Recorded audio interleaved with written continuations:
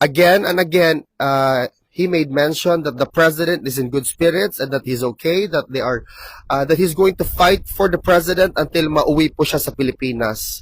Pero what stood out from this interview is that should the government of the Philippines, through the president himself, file a request for the former president and now mayor of Davao City be brought back to the Philippines, that can be facilitated and that can be done in an instant.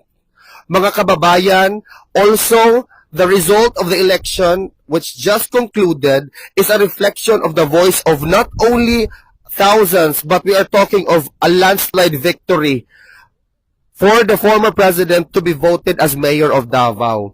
Huwag po tayong mawalan ng pag-asa. Huwag po tayong mawalan o mahinaan ng loob sa mga nangyayari, although it is a reality that has been held in detention for for already 73 days, and that's a lot telling of the speed of the justice and the speed of the proceedings taking place dito sa ICC.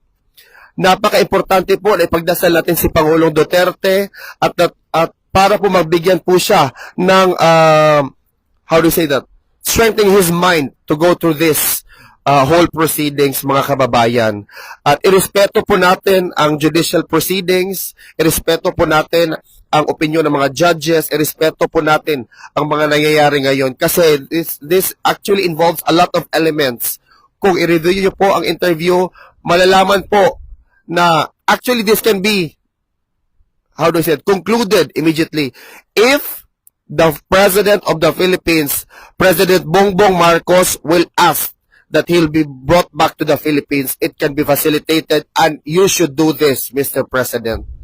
As a matter of courtesy to a former president, a Filipino citizen, who was illegally or viewed by a lot of people, taken or brought to the custody of ICC. Yun po ang update ngayon, sir.